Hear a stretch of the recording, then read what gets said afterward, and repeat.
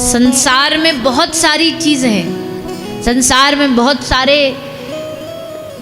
अलग अलग प्रकार के धर्म हैं, संप्रदाय हैं, मानने वाले लोग हैं।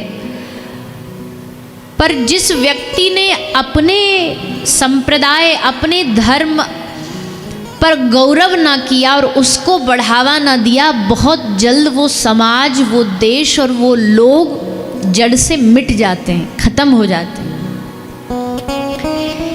इसलिए अपनी पहचान बनाए रखने के लिए आवश्यक ये है, मनाही किसी चीज़ की नहीं है, पर एक बात बताइए, जिस प्रकार से आज हम लोग पाश्चात्य संस्कृति के पीछे दौड़े जा रहे हैं, भागे जा रहे हैं, आंख बंद करके भागे जा रहे हैं। दुख इस बात का है, दुख इस बात का, आंख बंद करके भागने का मतलब है कि परिणाम क्या उसको नहीं ध्यान दे रहे।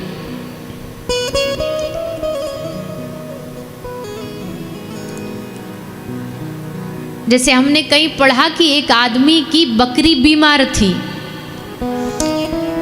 तो वो दूसरे के पास गया जिसके पास ऑलरेडी एक बकरी थी।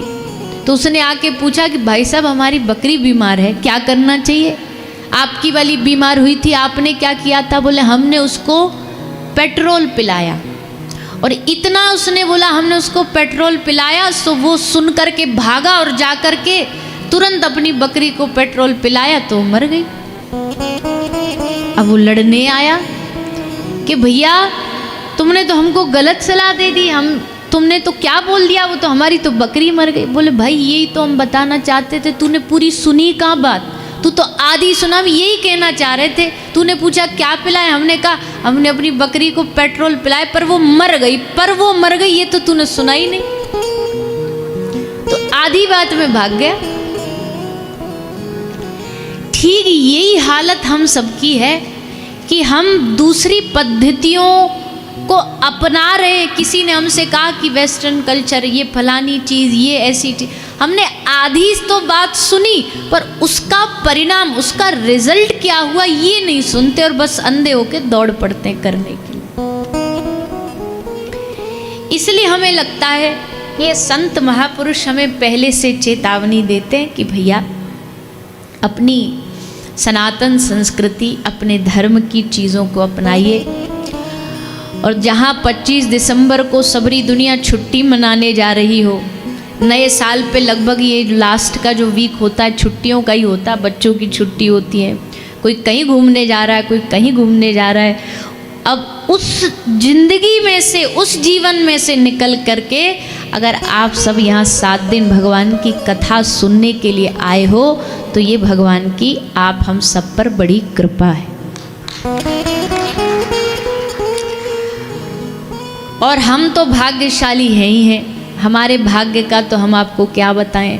हमारी होली भी कथा है, हमारी दिवाली भी कथा है, हमारी क्रिसमस भी कथा है, हमारा नया साल भी कथा है, अच्छा भी कथा है, बुरा भी कथा, सब कुछ कथा से ही जुड़ा हुआ है। साल के 12 महीने बस यही करना है हमें, यही ड्यूटी है हमारी। तो ये बड़ा सौभाग्य है हमारा भी, और आप लोग हमें बुलाते हो, ये इसके लिए हम आभारी हैं। क्योंकि आप ना बुलाओगे तो फिर हम सुनाएंगे किसको, आप ना आओगे तो हम कथा गाएंगे किसके लिए। तो आप लोग हमें ये अवसर देते हैं। इस बार पुनः ये अवसर हमको नारायणी धाम ने प्रदान किया कि हम भगवान की कथा आप सबके बीच गा सकें। ये बड़ा सौभाग्य है हमारा। इस सौभाग्य को आप हम सब इस सौभाग्य का आनंद लेते हुए, इसमें डूबते हुए, अभी हमारे बाबूजी जब बोल रहे थे कि केवल सुनना नहीं है, देखो कथा सुनना बहुत कठिन है, ये बात सही है, पर कथा सुनकर के उसका दर्शन करना ये और ज़्यादा कठिन। कथा सुनकर के उसको देखना ये और ज़्यादा कठिन, क्योंकि यहाँ कथा में अगर हम कथावाचक ना होते ना, और कोई हमसे पूछता कि भाई आपके नज़र से दुनिया का सबसे मुश्किल काम क्या है, तो हम ये कहते दुनिया का सबसे मुश्किल काम कथा करना। पूछो कैसे? अरे पूछिए ना। अभी तो हम करते हैं इसलिए हमें लगता नहीं, बिल्कुल भी कठिन नहीं है। आराम भरी आनंद भरा जीवन है, 3 घंटे और उल्टा भगवान की कथा ही तो जा रही है मुख से। पर अगर न कथा कर रहे होते तो हमको लगता कि कोई 3 घंटे क्यों मुश्किल, हमें लगता है कि आज इस दुनिया में ना इतना मनोरंजन है, एंटरटेनमेंट है, फोन में, टीवी में, किसी दूसरी जगह भौतिकता वाली आप जीवन में गए, मॉल चले जाओ, क्या बढ़िया चकाचौंध है दुनिया में, ये भी कपड़ा है, ये भी वैरायटी है, मिठाई की दुकान पर चले जाओ, कितना खाने के लिए अलग अलग वैरायटी है। दुनिया में चकाचौंध है, इतना मनोरंजन है। आप किसी सिनेमा में जाओ तो वहाँ आपको 3 घंटा खूब एक कहानी बड़ी अच्छी तगड़े स्क्रीन पे दिखाई जाती है, खाने को बीच बीच में पॉपकॉर्न मिल जाते हैं।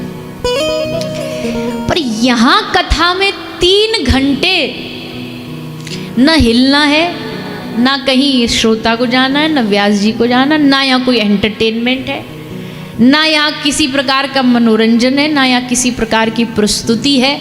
थोड़ी और प्रस्तुति पहले ज़्यादा होती थी झांकियों की, वो भी अब ज़्यादातर सब कथा जगत के लोगों ने वो भी ख़त्म कर दी। अब केवल और केवल जो बचा है वो भगवान की कथा, यानी उस कथा से 3 घंटे आपको इस व्यासपीठ से जोड़े रखना और 1 इंच भरी आपका ध्यान इधर से उधर नहीं जाने देना, सोने नहीं देना है। क्योंकि ये भी तो एक बड़ी भयानक बीमारी है ना, कथा में इतना आनंद, मतलब वो वाला आनंद नहीं, सोने वाला आनंद इतना मीठा मीठा आता है। एक तो थके हारे होते हैं ऊपर से आकर के बैठ गए कथा में, व्यास जी भी ने थोड़े से अगर स्लो धीरे धीरे बोल रहे हो तो ऐसी बढ़िया मजेदार नींद आती है। आहा, तो ना तो निद्रा आए, ना बोर हो, ना किसी प्रकार का मन इधर उधर जाए, और पूरे समय मन यही भगवान से जुड़ा रहे।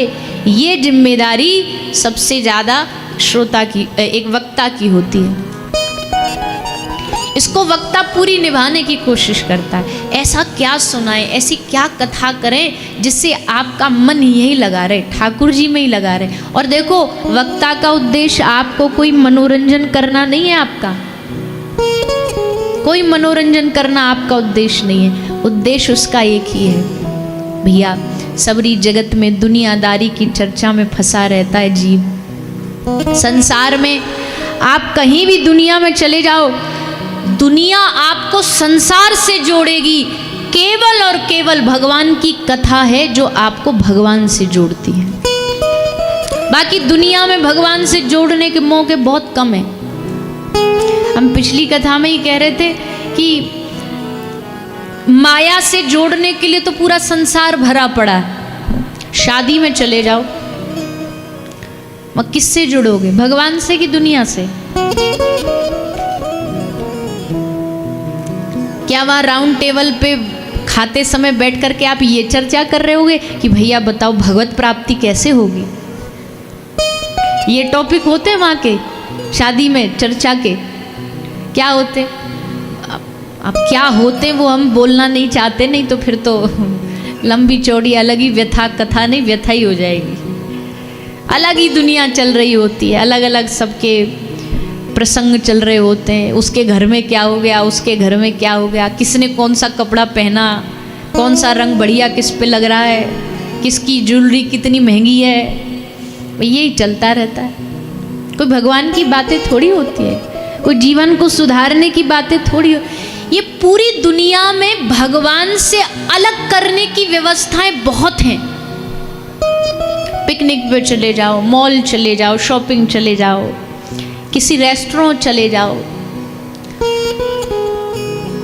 दुनिया से अलग करने की व्यवस्थाएं हैं। भगवान से अलग करने की दुनिया में व्यवस्था, पर एक व्यवस्था है जो आपको भगवान से अलग नहीं करेगी, बल्कि दुनिया से हटा करके आपको थोड़ी देर के लिए भगवान से जोड़ देगी, और वो भगवान की कथा है। ये इन प्रकारे ने जोड़ी देगी, आप चाहे कितनी भी कोशिश कर लो। मन हो सकता है थोड़ी देर भटकेगा, थोड़ी देर हो सकता है लोनावाला से निकल के खंडाला चला जाए, हो सकता है थोड़ी देर निकल के वापस बंबई चला जाए, पर फिर भाग के खींच के इसको यहाँ लाएंगे, फिर लेकर के आएंगे। पुराण तो बहुत है, गरुड़ पुराण है, विष्णु पुराण है, शिव पुराण है, देवी पुराण है, पर भागवत भगवान क्यों है? क्योंकि श्री व्यास जी ने 18 पुराण लिखे, सबको पुराण कहा, लेकिन भागवत को भगवान कहा। क्यों कहा? ये प्रश्न आना चाहिए हमारे दिमाग में। भागवत को भगवान क्यों कहा? ये अलग क्यों है पुराणों से? तो बोले इसलिए भगवान कहते हैं कि जब भगवान इस दुनिया से जा रहे थे, अपनी पूरी लीला समेट करके प्रभास क्षेत्र से भगवान की विदाई का समय, तो भगवान ने सबसे पहले तो सोचा सबसे पहले अपनी जो छोटी सी मेरी फैमिली है, इसको पहले विदा करूं। और छोटी सी कितनी फैमिली थी भगवान की? ज़्यादा नहीं, बस 16,108 पत्नी थी, सबको 10-10 बेटा थे और एक पुत्री थी, बस इतना सब परिवार था ठाकुर जी का। टोटल बस मिलाओगे तो 56 करोड़ बैठेंगे, बस इतना छोटा परिवार था। तो ठाकुर जी ने सोचा कि इन सबको पहले विदा करते, फिर हम विदा होंगे। तो प्रभास क्षेत्र में गए, यदुवंशियों का युद्ध हुआ, फिर ठाकुर जी गए, बाण लगा। तो उद्धव जी ने पूछा कि प्रभु आप जा रहे हो? भगवान ने कहा मैं जा रहा हूँ। उद्धव ने कहा प्रभु जो बाकी के धरती पर लोग बचे, इनको तो कुछ आधार दे करके जाओ, ये कैसे जिएंगे आपके बगैर? त्रेता में आप आ गए, द्वापर में आ गए, कलयुग के लोगों के लिए आधार तो दो कुछ, जिससे ये जी सकें, जिससे इनको सहारा मिल सके, जिससे इनको लगे ठाकुर जी हमारे संग हैं। तब भगवान ने कहा ठीक है, मैं आधार दे करके जाऊंगा। और आधार दे के क्या गए? भगवान अंतर ध्यान हुए। लक्ष्मी जी को लगा वैकुंठ आएंगे, योगियों को लगा हमारे हृदय में आएंगे, सबको अपना अपना स्थान लगा, पर ठाकुर जी कहीं नहीं गए, अदृश्य हुए और अपने स्वरूप शक्ति को आकर के लेके ठाकुर जी भागवत जी में विराजमान हुए। इसलिए भागवत को भगवान कहा गया है कि साक्षात भगवान ही जिनमें विराज गए हों, अपना स्वरूप स्थापित कर दिया हो, वो श्रीमद् भागवत महापुराण है। इसलिए भागवत को भगवान ही कहा गया है। भगवान का प्रलयम ही गमिष्यन्ति। कलयुग में जितने बड़े बड़े पाप है ना, भागवत जी का नाम सुन के ही भाग लेते हैं। जैसे शेर की दहाड़ से पूरे जंगल में तहलका मच जाता है कि आ गया, अब नहीं छोड़ेगा, वैसे ही भागवत की ध्वनि सुन के कलयुग के सारे पाप थरथराने लगते हैं कि भैया अब भागवत जी आ गई, अब भागवत के आने से हमारे अस्तित्व को खतरा है, सब नष्ट हो जाएगा, पाप घबराने लग जाते हैं। ऐसी ये भगवान की बड़ी सुंदर वांगमयी मूर्ति श्रीमद् भागवत है, जिसका आप आज हम सब श्रवण पान करने के लिए यहाँ उपस्थित हुए हैं। पिछले साल सुन ली, फिर इस साल सुनने आ गए। पिछले साल कोई कमी रह गई थी क्या? आदमी ये सोचता भैया पीछे कुछ छूट गया होगा, चलो अब की बार दोबारा सुन लेते हैं। तो बार बार श्रवण से क्या होगा? आपको एक संसार का उदाहरण देते हैं जिससे आपको समझ आएगा बार बार सुनने से क्या होता है। आप जब दिन में 10 बार एक ही साबुन की ऐड देखते हो टीवी पर, फोन पर, दिन में 10 बार, वो कहीं ना कहीं ऐसे घूमते फिरते टीवी चलाते आपको दिख ही जाएगी एक साबुन की ऐड। तो आप जब बाजार जाओगे ना खरीदने के लिए, और वहाँ बहुत सारे वो लगे होंगे, अलग अलग वैरायटी के सब साबुन सजे होंगे, पर आपका जो हाथ है ना वो सीधा कहाँ जाएगा? जिसकी महिमा आपने दिन में 10 बार सुनी है, हाथ गया। हाथ उसी को ही उठाएगा। पर हाथ अपने आप तो उठा नहीं। हाथ को किसने कहा? किसने बोला? दिमाग ने। दिमाग ने यानी दिमाग को बोला मन ने। मन को किसने बोला? मन को बोलती है बुद्धि। और बुद्धि को ये कैसे पता चला यही चाहिए? श्रवण करके। कानों से जब भीतर उसके बार बार ये बात गई कि इसमें ये होता है, इसमें ये प्रोडक्ट है, इसमें ये मामला है, तो अब वो कान जो है वो मन बुद्धि तक ये बात पहुंचाते, बुद्धि मन तक पहुंचाती, और मन ने फिर कहा हाथ को कि तू उठा और ये लेकर के चल बाजार से। तो अब उस चीज को पाया आपने श्रवण करके, उस चीज को पाया, आप पाने की लालसा मन में जागी सुन करके, श्रवण करके। तो ये ठाकुर जी को पाने की इच्छा भी जो मन में जागती है वो केवल और केवल जागती है भगवान की कथा सुन करके। इसलिए पिबत भागवतम रसमालयम मुहुरहो रसिका भुवि भावुका।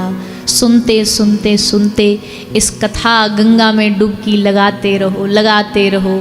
ये कथा गंगा आपको पवित्र कर देगी। एक गंगा वो है जहाँ अभी हम कथा करके, हमारे जांगिड़ साहब भी बैठे हैं, यहीं मुंबई के सब लोग थे। अभी पिछली कथा ऋषिकेश में थी, एकदम गंगा मैया के तट पर ही थी। तो एक तो वो गंगा मैया है जो इस धरती पर सबका जीवन पावन कर रही है, और भैया एक ये भागवत गंगा है जो जगह जगह जाकर के सबके जीवन को पवित्र कर रही है। बहती बहती जो जो इस रास्ते में मिलता जा रहा है, इस यात्रा के, ये कथा की यात्रा, ये भागवत की यात्रा, ये संकीर्तन की यात्रा, सबको उसमें डुबाती भिगोती हुई बहती जा रही है। तो आप हम सब बड़े भाग्य से, बड़ी कृपा से, ठाकुर जी की अनुकंपा से इस कथा में आए हैं। भगवान हमें कभी न छोड़ें, या हमारा साथ न छोड़े, इसके लिए शास्त्रों ने 3 चीज बताई है। क्या करना चाहिए जो भगवान हमारा साथ न छोड़े? पहले तो ये बताओ, चाहते हो कि नहीं चाहते भगवान कभी हमारा साथ न छोड़े? हाँ, कहीं हम बेकार में ही बोल रहे हो। तो भगवान ने कहा है, एक ही तरीका है, मत कथा वाचकम नित्यम। पहली चीज क्या है? मेरी कथा रोज वाचकम, बोलो, सुनो, सुनाओ, रोज सुनाओ। आप कहोगे जी आप तो प्रवक्ता हो, तो आपका तो चलो धर्म है, ये ड्यूटी है कि आप सुना सकते हो। हम किसको सुनाएं? बोले आपके घर में 4 सदस्य भी हैं तो भागवत लेके बैठ जाओ। इधर उधर की सुनाने से बढ़िया भागवती सुना दो। सास बहू से लड़ रही, बहू जेठानी से लड़ रही है, इससे बढ़िया तो ये कि ग्रंथ खोलो, 2-4 मिनट इसको सुनो। तुम बैठो वक्ता, सारे श्रोता बनो, हम वक्ता बनते। अगले दिन सास श्रोता बने, बहू वक्ता बने। गृहस्थ धर्म का कोई तो लाभ हो। गृहस्थ धर्म का यही लाभ है कि अगर घर में 5-10 सदस्य हैं तो उसमें कुछ श्रोता बन जाओ, एक वक्ता बन जाओ। मत कथा वाचकम नित्यम। भगवान कहते जो मेरी कथा नित्य करता उससे मैं कभी छोड़ता नहीं। दूसरा, मत कथा श्रवणे रतम। चलो सुना नहीं पा रहे तो सुन लो। जो मेरी कथा नित्य श्रवण करता है उससे मैं कभी दूर नहीं होता। और फिर किसी ने पूछा प्रभु किसी कारण से न कह पा रहे, न सुन पा रहे, तो तीसरा ऑप्शन तो दे दो कम से कम। तो भगवान ने तीसरा ऑप्शन भी दिया, मत कथा प्रीत मनसम। न तुम कह पा रहे हो, न सुन पा रहे हो, लेकिन अगर तुमको मेरी कथा से प्यार भी हो गया ना, प्रीति भी हो गई, तो भी मैं वादा करता हूं मैं तुम्हें कभी छोड़ करके नहीं जाऊंगी। कहीं रहो प्रीति करो कथा से, कहीं रहो प्रेम करो कथा से। नहीं भी मिल रही कथा तो मन में लालसा हो कि भगवान ऐसा क्या करे जो हमको आपकी कथा सुनने मिल जाए।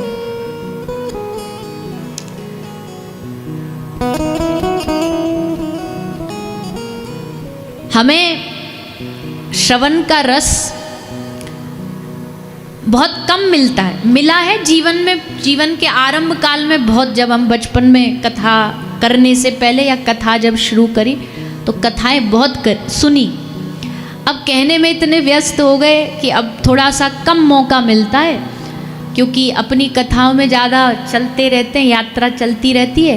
पर अगर उसमें से थोड़ा समय कभी मिल जाता है ना, और किसी ब्रज के साधु की कथा सुनने का मौका मिलता है, तब हमें समझ आता है कि लोग क्यों आते हैं कथा में, क्यों इतना उन्हें अच्छा लगता है कथा सुनना।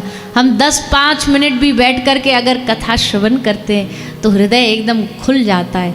ऐसा लगता है कि ठाकुर जी हृदय में आकर के कथा के स्वरूप में बैठ गए। ऐसी भगवान की कथा है। तो आप हम सब 7 दिन यहाँ इस रस में डुबकी लगाते हुए आनंद लेंगे।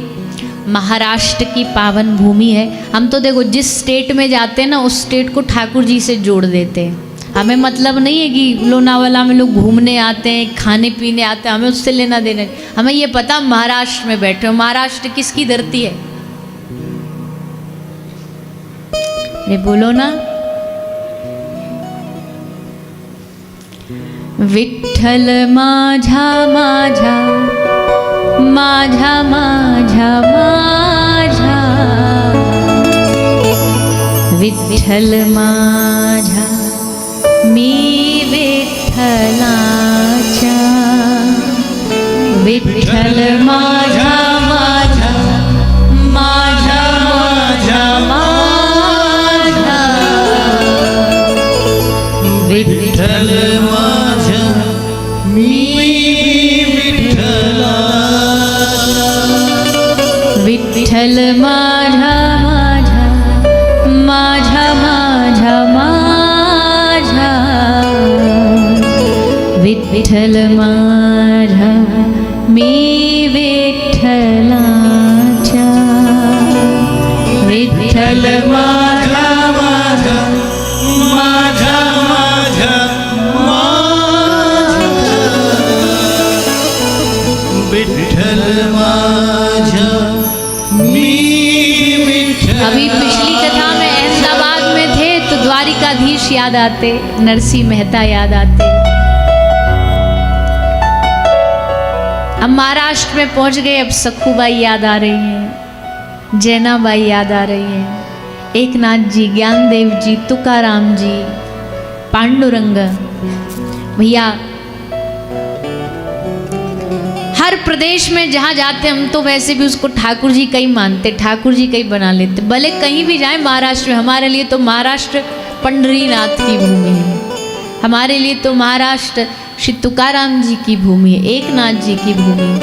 और उनकी भूमि पर बैठ कर के अगर हम कथा कर रहे हैं ना, तो ये तो पक्का है भैया, जिसकी भूमि होती है कोई और आए ना आए, पर वो तो वहाँ आता ही आता है कथा सुनने के लिए। अब कोई बाहरी लोग आए ना आए, पर नारायणी धाम वालों को तो आना ही पड़ेगा भाई। तुमने कथा करवाई, तुम ही एब्सेंट रहोगे तो कैसे चलेगा? जिसकी भूमि है उसको तो हाजिरी लगानी पड़ती है। तो कोई आए ना आए, पर हमें पक्का भरोसा है कि अगर हम महाराष्ट्र में आए हैं और यहाँ कथा गाएंगे तो यहाँ श्री एकनाथ जी जरूर आएंगे, यहाँ तुकाराम जी जरूर आएंगे, यहाँ सखूबाई आएगी, यहाँ जैनाबाई आएंगी, और उनकी कृपा हमें मिलेगी। वो देखेंगे कि देखो भैया ये सारे बैठ कर के यहाँ हमारे विठ्ठल की कथा सुन रहे हैं, हमारे पंढरीनाथ के नाम का गुणगान कर रहे हैं। कितनी प्रसन्नता होगी उनको। ये जो पूर्व के भक्त हैं ना, ये पूर्व के जितने भी भक्त रसिक हैं, ये तरसते हैं कि कोई उनके आगे, ये जो वंश बढ़ रहा है, ये जो दुनिया बढ़ रही है, ये लोग कैसे भगवान से जुड़े। हमारा कल्याण तो भगवत कृपा से हो गया, इनका कैसे होगा? उन्होंने जो आज से 500 साल पहले जो पद लिखे, जो वाणी गाई, वो भी इसलिए गाई ताकि आगे आने वाला भविष्य इस रस में डूब सके। उनको प्रसन्नता होती होगी ये कोई यहाँ बैठ करके श्री पंढरीनाथ को याद कर रहा है, स्मरण कर रहा है। तो ऐसी इस धरती पर हम तो 7 दिन श्री पंढरीनाथ को प्रणाम करते, उनके चरणों का आश्रय लेते हुए इस कथा में जो टूटी फूटी वाणी से सुनाने का अवसर मिलेगा आपको सुनाएंगे। और आशा है कि आप सब लोग भी बड़े उत्साह से डूब करके आनंद में, प्रेम में इस कथा का रसपान करने के लिए यहाँ पर उपस्थित हुए हो।